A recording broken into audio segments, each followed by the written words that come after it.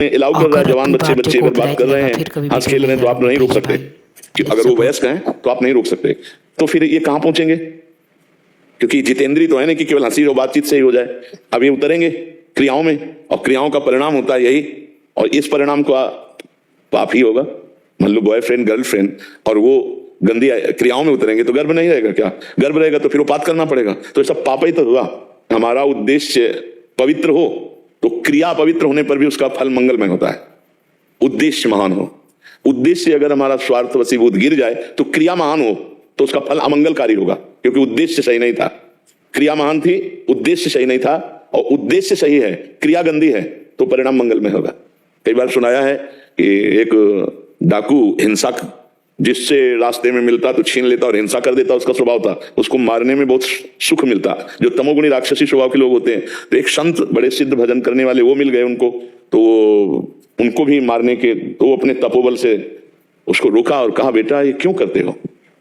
इतने प्यार से और ऐसी करुणामयी दृष्टि से जब संत ने, तो उनका हृदय परिवर्तन होने लगा और कहा, भगवान मेरा स्वभाव बन गया है कि मैं बहुत पापी हूं, बहुत नीच हूं, मेरा स्वभाव बन गया दूसरे को तड़पाना, मारना, छीनना, ऐसा। तो उनका इससे तो तुम्हें नरक की प्राप्ति होगी। तो उनका हमारा कल्याण कैसे हो सकता है? बोले पहले तीर्थ यात्रा करो, फिर तुम्हें हम गुरु मंत्र देंगे, तब तुम्हारा कल्याण हो जाएगा। उनका गुरुजी कौन कौन से तीर्थ जाने हैं? तो बताया प्रयागराज ऐसे ऐसे ऐसे। तो कहा, गुरुजी कब हम जानेंगे कि हम दीक्षा लायक हो गए? उन्होंने एक लकड़ी दी सूखी।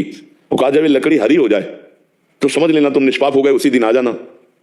वो 10 किलोमीटर चले होंगे गुरुजी के यहाँ से, तो शाम का समय था।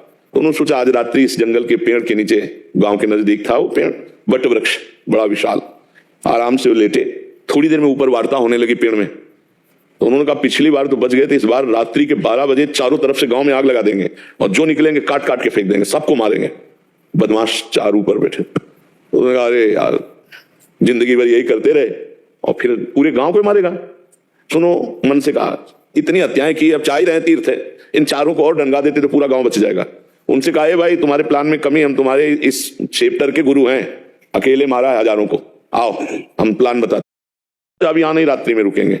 छड़ी उठाई तो वो हरी हो गई। तो कहा, गुरुजी ने कहा था जहां छड़ी हरी हो जाए वहीं निष्पाप हो जाओगे। बोले अभी तो किसी तीर्थ में नहीं गए, चार को और मार दिया और लकड़ी हरी हो गई, तो लौट आए गुरुजी के पास। गुरुजी ने कहा कि हमें पता था तुम तीर्थ नहीं जा पाओगे, बहुत पाप मन में है तुम्हारे। उनका, गुरुजी हम इससे लौट के नहीं आए, आपने कहा था लकड़ी हरी हो जाए वहीं से लौटाना, तो हरी हो गए। तो बोले किस तीर्थ में? बोले तीर्थ में नहीं, चार को मारा है। तो देखो क्रिया, देखो क्रिया वही है, हत्या। उद्देश्य क्या हुआ? पूरे गांव को बचाना, पूरे गांव के पशु पक्षी मनुष्यों को बचाना, क्योंकि रात्रि में 12 बजे चारों तरफ से आग लगाकर फिर ये मार दे। तो चार को मार दिया तो वो निष्पाप हो गया। क्रिया वही हुई, उद्देश्य मान हो गया तो क्रिया निम्न है।